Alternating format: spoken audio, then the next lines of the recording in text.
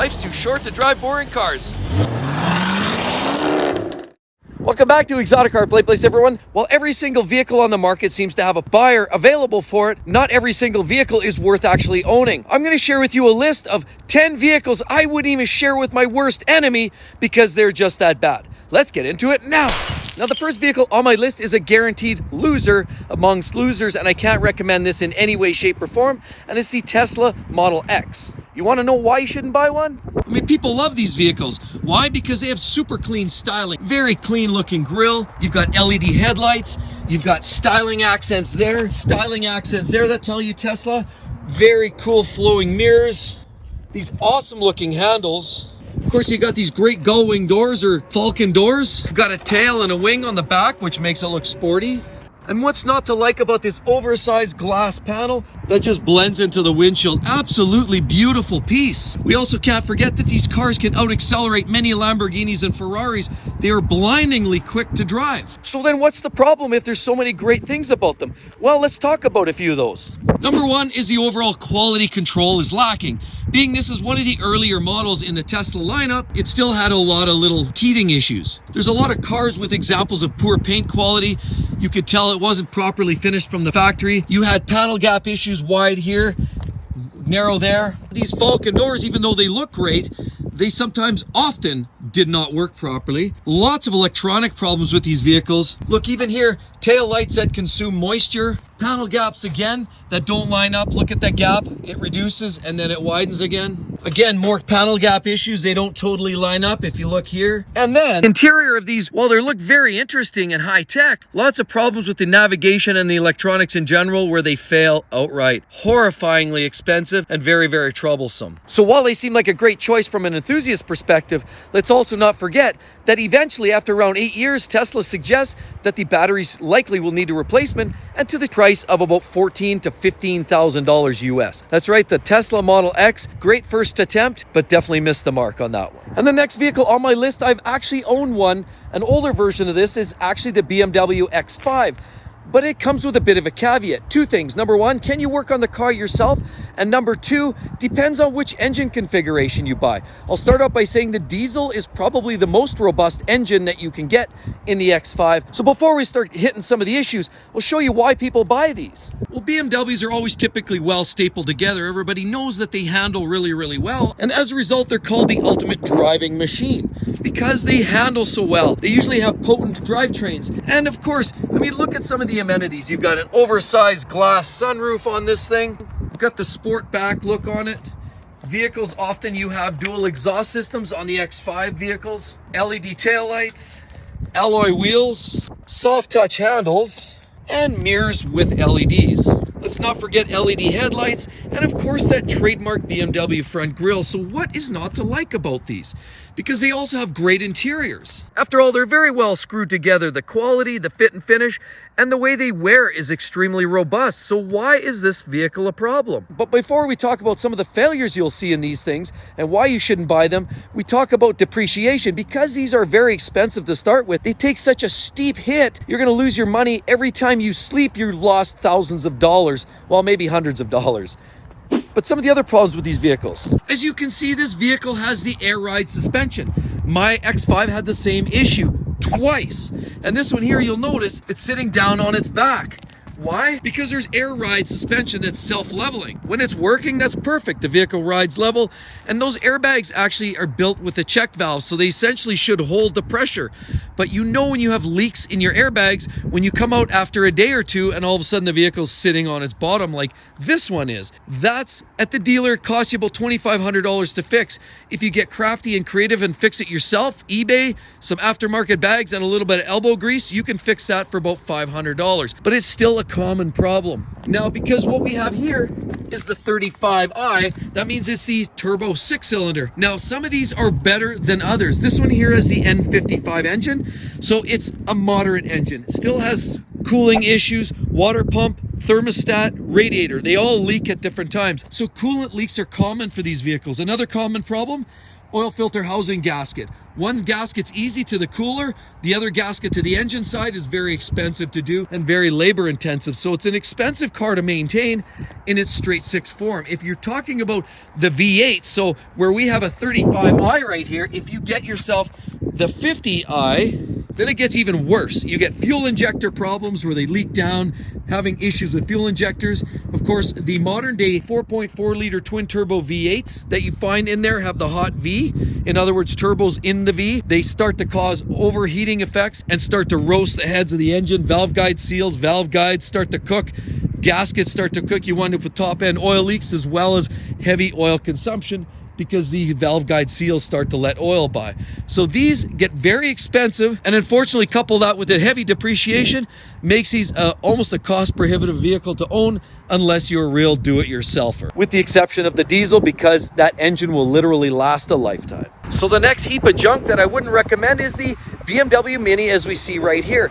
Now, while they're also a cute vehicle, there are so many problems with these. Now, as BMW moved on in the years, they became better and better and better with time. But unfortunately, the early models had a lot of problems. For example, there were situations where customers reported that there was water ingressing, leaking into the car, resulting in shorting out of electrical harnesses. The CVT transmission that you notice in some of these cars were an absolute dud. They were problematic at best, they were weak, and often a source of big repair bills. The typical chassis is classic BMW, relatively decent quality suspension and chassis components, but very expensive to maintain and repair. And unfortunately, if you're talking about some of the earlier BMW Minis, there was a lot of problems with the engine. The early engine was a very controversial engine. Unfortunately, a lot of issues, coolant leaks, oil leaks, and even worse, vacuum pump failures resulting in skipped timing chains. Timing chain failure resulted in catastrophic engine damage to the tune of $3,000 to $4,000 to retrofit a new engine. Also, transmission could cost up to about $3,000 or $4,000. You could easily write the car off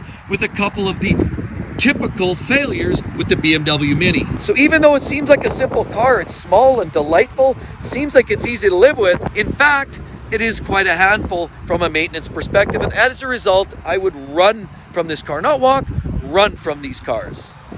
So the next vehicle that I really can't advise you on in my best conscience is the Mercedes-Benz GL, which it came out in 2006 roughly, and it was the first attempt at a 3-row, 7-passenger SUV by Mercedes. Now, they're very attractive, if not slightly on the longish side. They can certainly accommodate a lot of passengers. They have a lot of the premium styling accent touches. It certainly has a premium feel with the headlights and the front grille assembly. Looks certainly everything Mercedes should look like. It also has a very large glass panoramic sunroof, soft touch door handles.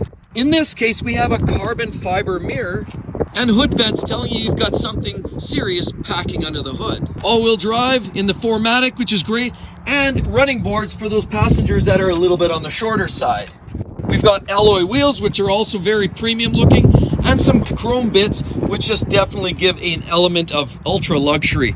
For sure, in this case, we're talking about Blue Tech. This one happens to be the diesel GL 350. Chopped off looking SUV, but it definitely is large and in charge. What are the problems with this vehicle, other than the fact that this thing, because of its sheer magnitude, girth, and size, tends to eat brakes like it's going out of style to the tune of 10,000-15,000 miles you're doing a set of brakes. They also leak oil from the vent line, which is a problem, so oil leaks are kind of common with these vehicles. And unfortunately, after a few short years, many customers have commented on very hard transmission shifting. So in other words, a tranny starting to give away after a few short years, which of course transmissions in a Mercedes can be nothing but expensive. So even though this vehicle has some of the nicest finishing within the marketplace, it still may be worth avoiding. Next vehicle on my list, which is extremely popular, and it burns me to say this because I too owned one many years ago, but I've learned the hard way and I cannot advise you guys to buy it, and it's the Jeep YJ/TJ or the Wrangler as we have right here. I mean, everybody likes the way a Jeep looks, hiked up, ready for off-roading. There's nothing beats a Jeep for hitting the rough stuff when you're time to go off-roading, like this, the Jeep will get it done best. It's also a very youthful vehicle. It's popular, holds its value quite well because of its popularity within the youthful market. I mean, Jeep has also carried that standard look for many, many years, even though they've made subtle changes throughout the years. I mean, it's the conventional Jeep front end, which has stayed true to its original roots. You've got off-road handling prowess like no other vehicle on the market. However, there's a lot of problems with these vehicles. One is the death wobble. That can result from a poorly aligned vehicle. It can also result from issues with the steering rack. Down there, you see all kinds of hardware down there. And suspension related issues that start to wear out, and then you get what they call a death wobble, and this is a very common issue with the Jeeps. Also, throttle position sensor, TPS, causes problems for idling, stalling, or what have you. That's common. Rear differential, that's a very common issue with a lot of these. Some of it is self-induced because of the way these vehicles are used, but they're just not holding up.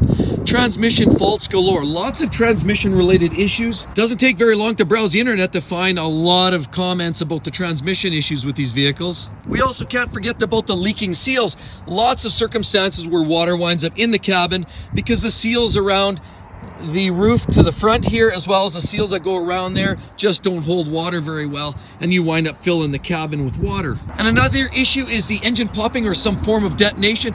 And the big one is the TIPM, the TIPM, which is essentially the main brains. That's where all of the controls and the modules congregate to, the TIPM, and when that fails, basically it's lights out for the entire vehicle. This is a very commonly known issue and a very expensive problem to both diagnose and repair. So these vehicles, unfortunately, very stylish, very interesting. But sadly, even on the used car market, try to find a decent one with low Ks is very difficult to do. It's just basically not a vehicle worth buying. In a previous video, I commented that it depreciates very, very hard within the first 2 years and represented a good buy from that perspective because it was so cheap. But essentially, in the long run, I wouldn't even recommend buying this car at all. And it's the Infiniti Q50 right there. Now, the Q50 has lots of attractive styling pieces to it. Pretty dainty touches of style down there, as well as the LED headlights, mirror selection, as well as soft touch handles.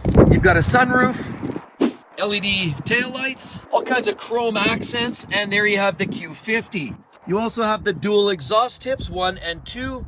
And for $51,000 Canadian, it represents a solid bargain. Wonderfully designed interior that just makes you feel very, very coddled. But unfortunately, reliability isn't necessarily its first game. There have been some issues along the way. For example, you've got pump seal problems that are consistent and master cylinder issues, which can cost up to $2,000 US to rectify, as well as tires seem to wear very quickly on these cars. You're looking at about $500-600 for a tire retrofit once they wear out, and they wear out very, very quickly. This car represents a poor selection. It will depreciate into absolute oblivion within a few short years. I would personally say stay away from the Q50. So the next absolute train wreck of a vehicle there's no way on this planet I could recommend is the Plymouth Voyager, Dodge Caravan, or the Town & Country, as we see right behind me. Now, unfortunately, this falls under the typical bad reputation. This is it. These cars can actually have a lot of different issues, from coolant leaks to oil leaks, oil filter housing leaks.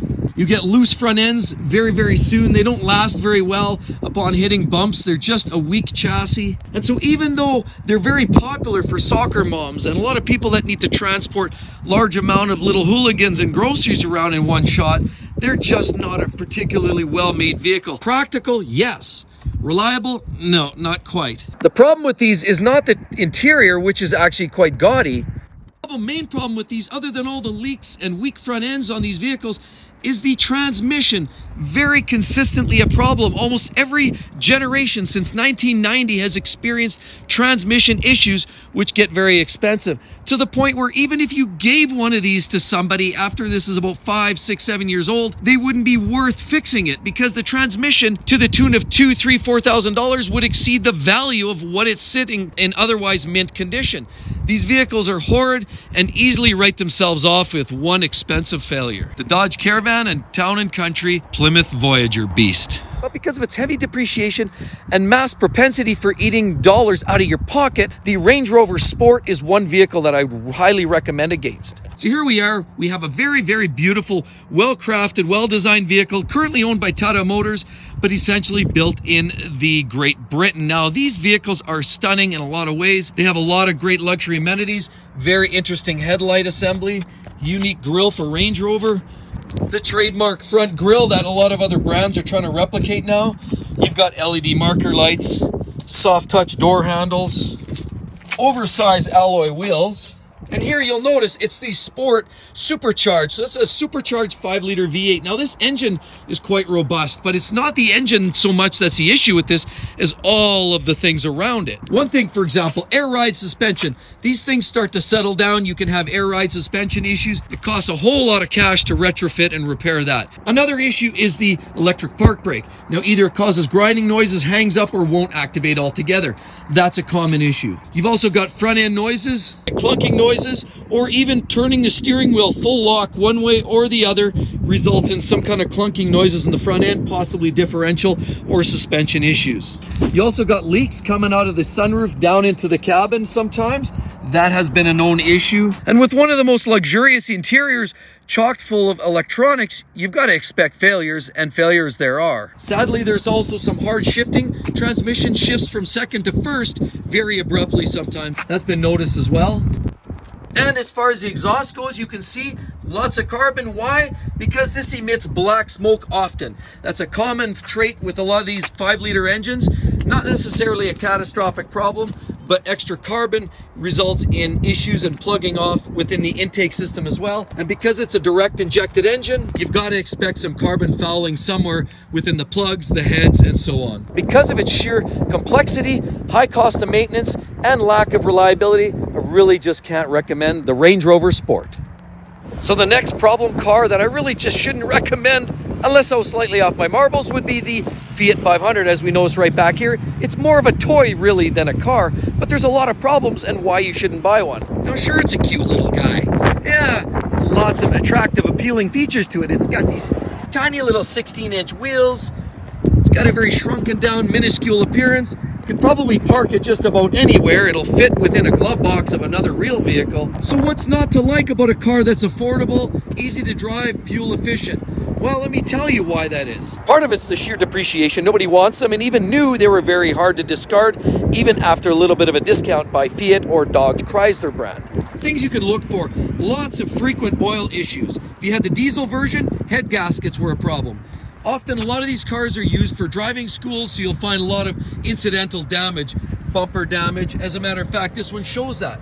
This bumper doesn't match that paint. Just look at it really closely. Classic example. You'll find lots of skid marks along the rims, so curb rash there. But the issue in here happens to be in the console of the steering wheel. And the problem with that is electric wiring causing all kinds of problems that just stop intermittently, create issues throughout.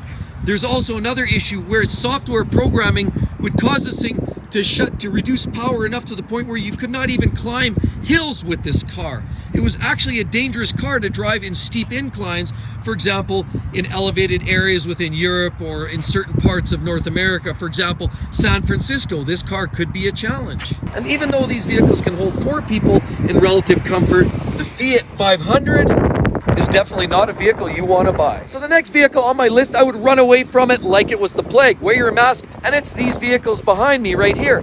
Why is that? Well, let's take a look. Sure, they're both very handsome modern day Kias, great styling accents. You've got the newer LEDs, you've got some very stylish looking grills, the piano gloss black finish, stylish little mirrors again with LEDs, sunroof, chrome accents, LED taillights with more great finishing along the bottom with more piano gloss finishing. So what's not to love about the Kia Forte? Well, let me tell you, the Forte, Optima, and many other Kias and Hyundais are now part of a significant recall list where we're at the tune of almost 7 figures of vehicles now have been claimed to have bad engines. The kind of engine failures often result in cars burning to the ground, usually leaving people alert standing at the roadside watching their newly purchased car smolder to the ground in a pile of ashes of plastic and dust. And what is it? Ultimately, it's a set of rod bearings that's the base part of the reciprocating mass on the pistons and connecting rods where it attaches to the crankshaft. Those bearings are known to create problems. They prematurely wear, create excess heat, and then potentially cause an engine fire. You result in coolant, oil loss, and again, fire, worst case scenario. These vehicles, until Hyundai and Kia get them sorted out, I would avoid them like the plague. And with all of that said, everybody, I know you enjoyed it, so be sure to click on that video. It's going to share with you a list of vehicles that really just don't depreciate. They hold their value so well, they're definitely worth owning for a long time. Hope to see you guys real soon. Catch you then. Bye-bye.